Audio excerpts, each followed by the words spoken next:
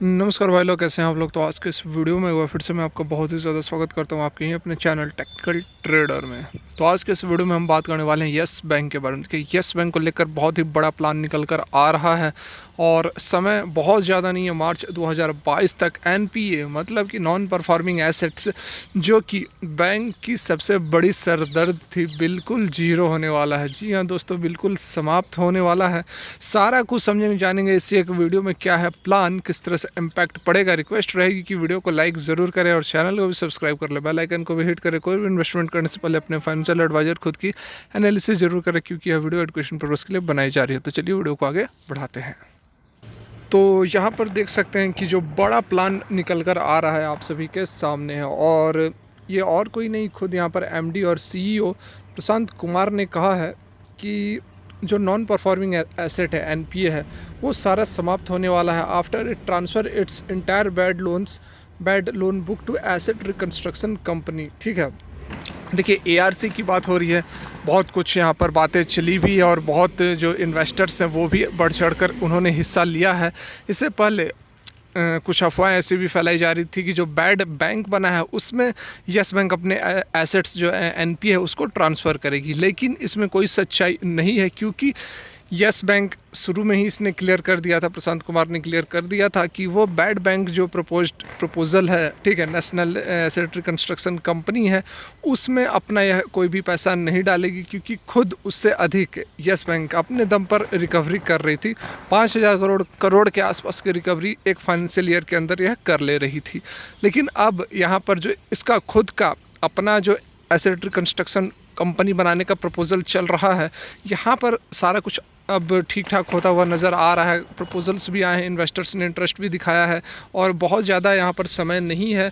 अभी नवंबर चल रहा और 3 और 2 5 महीने के अंदर अंदर यहाँ पर एनपीए जो है वह ख़त्म होने वाला है, जीरो होने वाला है।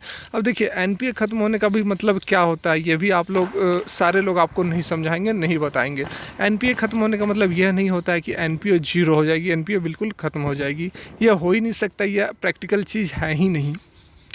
जो भी पैसे इंडस्ट्रियलिस्ट ने, अनिल अंबानी की बात कर ले, सबसे अधिक उन्होंने ही लिया हुआ है, तो ये मार्च तक जीरो कैसे हो सकता है। क्या जो पैसे लिए गए हैं, क्या वो सारे पैसे वापस हो जाएंगे? क्या अनिल अंबानी जितना भी यस बैंक का उन्होंने पैसा लिया हुआ है 10,000 5,000 करोड़, क्या वो सारे वापस कर देंगे मार्च 2022 तक? तो जी नहीं, ये प्रैक्टिकली पॉसिबल नहीं है। यहाँ पर सिंपली एक टर्म होता है एसेट रिकंस्ट्रक्शन कंपनी, जो कि आपका बैड लोन्स होते हैं, बैंक की जो एनपीए होते हैं, उसको यहाँ पर क्लियर कर दिया जाएगा, मतलब कि ट्रांसफ़र कर दिया जाएगा। एक आपको मैथमेटिकल कैलकुलेशंस होते हैं, जितने भी आपके मान लेते हैं 30,000 करोड़ का एनपीए है यस बैंक के अकाउंट पर, तो उसको ट्रांसफ़र करके दूसरे अकाउंट में डाल दिया जाएगा। इससे क्या होगा कि जो प्रोविज़न्स रखे जाते हैं, यदि एनपीए है हमारे पास तो उसके लिए प्रोविज़न्स भी रखे जाते हैं। जैसे 100% मान लीजिए मेरा एनपीए है, जैसे 10,000 करोड़ मेरा एनपीए है, तो 1,000 करोड़ 1,500 करोड़ के आसपास का जो है एनपीए रखा, सॉरी माफ़ करें, 1,100-1,500 करोड़ का प्रोविज़न्स रखा जाता है। तो यहाँ पर क्या होगा कि यदि एनपीए नहीं होगी, एनपीए को हम जीरो कर देते हैं, किसी और अकाउंट में ट्रांसफ़र कर देते हैं, तो जो प्रोविज़न्स है वो हम अपना रिलीज़ कर लेंगे। और प्रोविज़न्स यदि हम रिलीज़ कर लेते हैं तो बहुत बड़ी यह रकम होगी, जिसको कि हम यूटिलाइज़ कर सकते हैं बैंक के अदर कामकाज में। और भी यहाँ पर बातें होती हैं, जैसे कि बहुत सारी बेनिफिट होती हैं एनपीए की, मतलब कि एआरसी में ट्रांसफ़र करने की। ट्रांसफ़र कर देने के बाद कुछ पैसे भी मिल जाते हैं। 100% तो एनपीए रिकवर नहीं होता है उस समय, कुछ आपको 15-20% के आसपास जो है कैश दिए जाते हैं, और कुछ बैंक रिसिप्ट वगैरह दिए जाते हैं। तो जिस तरह से रिकवरी होते जाएगी उस तरह से पैसे बैंक को दिए जाते हैं। तो इसका थोड़ा लंबा प्रोसेस है, लेकिन इमीडिएट इफेक्ट ज़रूर यहाँ पर पॉजिटिव पड़ेगा, और मार्च 2022 तक यहाँ पर ज़बरदस्त आपको टारगेट्स भी देखने को मिल सकते हैं, क्योंकि सारा कुछ अच्छा होता हुआ नज़र आ रहा है फिलहाल यस बैंक के लिए। देखिए यस बैंक के जो क्वार्टर के नतीजे आए थे, थोड़ा इस पर भी डिस्कस कर लेता हूँ। जो इसके क्वार्टर 2 के नतीजे आए हैं, उसमें नेट प्रॉफिट जो 74% इंक्रीज़ हुई है ईयर ऑन ईयर के बेसिस पर, 225 करोड़ के आसपास का प्रॉफिट दर्ज किया है। और पिछले क्वार्टर में 129, क्वार्टर नहीं, पिछले ईयर माफ़ करें, पिछले ईयर में 129 करोड़ का प्रॉफिट दर्ज किया गया था। वहीं NII की बात करें, मतलब कि नेट इंटरेस्ट इनकम, किसी भी बैंक या फाइनेंशियल इंस्टीट्यूशन की कोर इनकम कही जाती है NII, नेट इंटरेस्ट इनकम, तो उसमें थोड़ी बहुत यहाँ पर गिरावट देखने को मिल रही है। 24% के आसपास जो है NII में हमें गिरावट देखने को मिल रही है। और वहीं दूसरी तरफ यदि हम बात करें लोन्स बुक की, ठीक है, तो लोन बुक में हमें स्ट्रेस देखने को मिल रहा है, क्योंकि जो MSME लोन बुक की यदि हम बात करें तो जो रिस्ट्रक्चरिंग होती है उसमें हमें इजाफा देखने को मिल रहा है। इस क्वार्टर की हम बात करें, पिछले क्वार्टर में लगभग 4900 करोड़ के आसपास की लोन रिस्ट्रक्चरिंग हुई थी और इस क्वार्टर में 6100 करोड़ के आसपास की रिस्ट्रक्चरिंग देखने को मिल रही है। मतलब 24% जो है लोन रिस्ट्रक्चरिंग अधिक हुई है और इसका कारण बताया जा रहा है कोविड-19 का इम्पैक्ट वगैरह के कारण ही यहाँ पर और अधिक जो है रिस्ट्रक्चरिंग की जा रही है।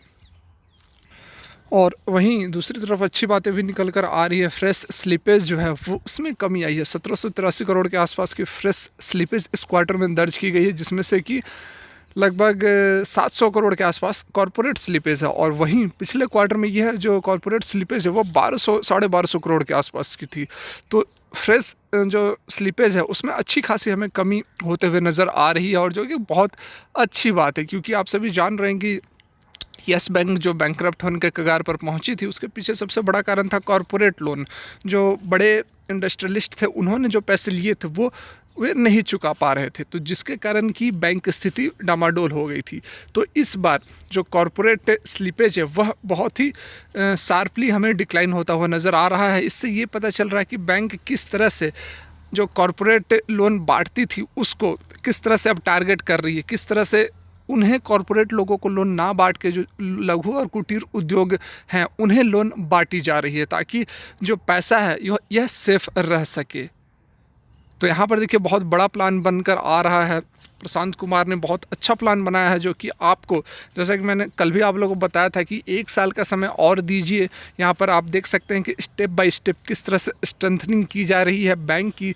तो यदि आप 1 से 1.5 साल का समय देते हैं यस बैंक को, तो डेफिनेटली यहाँ पर आपने जो भी इन्वेस्टमेंट किया उसको आपको डबल ट्रिपल होता हुआ नज़र आएगा। तो फिलहाल के लिए वीडियो यहीं तक अच्छी लगी तो लाइक करके ही जाना। धन्यवाद।